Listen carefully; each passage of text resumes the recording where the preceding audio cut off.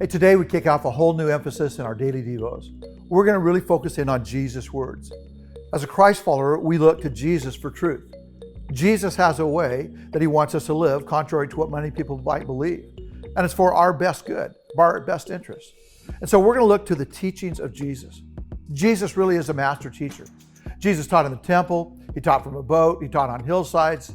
His teachings comforted the weak, confounded the wise, angered the religious. But his teachings never left anyone the same. We look at one part of Jesus' most familiar teachings in this Devo. It's in his most famous sermon ever, and it's called the Sermon on the Mount.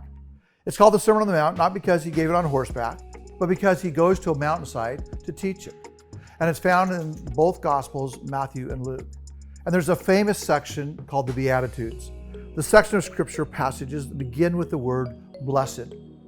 God's given a standard of truth, a way to live life optimally, to have an abundant life. But what oftentimes happens is the world throws at us all kinds of other ways to live life. Some ways might seem close to God's way, but it's still not. So it throws us out of balance. It affects the way we live and the way we love. And we end up not living the way God designed. And so we struggle. And sometimes we don't even know why we struggle. Well, these Beatitudes that we're going to focus in on help us get back on track. And so we go to Matthew chapter 5, verse 1 in the Sermon on the Mount. And this is what we read. Now, when he saw the crowds, he went up on the mountainside and he sat down. And his disciples came to him and he began to teach them, saying, Blessed. So Jesus on the hillside, and gathered around him are thousands of people, regular people just like you and me.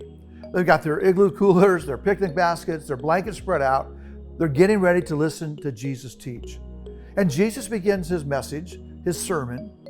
No opening story, no joke, just one word, blessed. And everyone in that crowd knew exactly what that word meant. Blessed, divine favor. This is the highest type of well-being possible for human beings.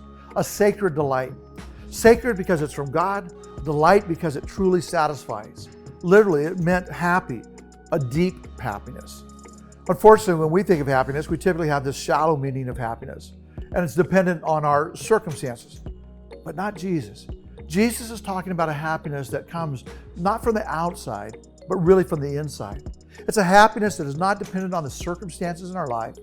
All right, so they know that Jesus is talking about an internal kind of happiness, but they're still wondering, well, who's going to get this blessing? You see, the Beatitudes teach us about who can be blessed, not how to be blessed. Jesus, he's not telling us how to qualify for the kingdom. The Beatitudes are not some formulaic approach to living life in the kingdom.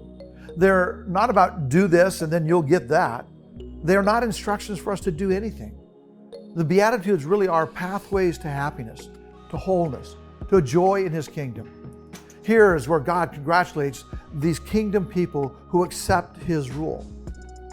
Please know, we'll find these statements hard to believe. Say what, Jesus?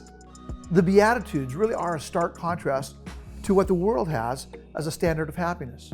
Again, we think blessed are the rich or the powerful, the successful. Jesus, he comes along and says, blessed are the poor in spirit. Blessed are those who mourn.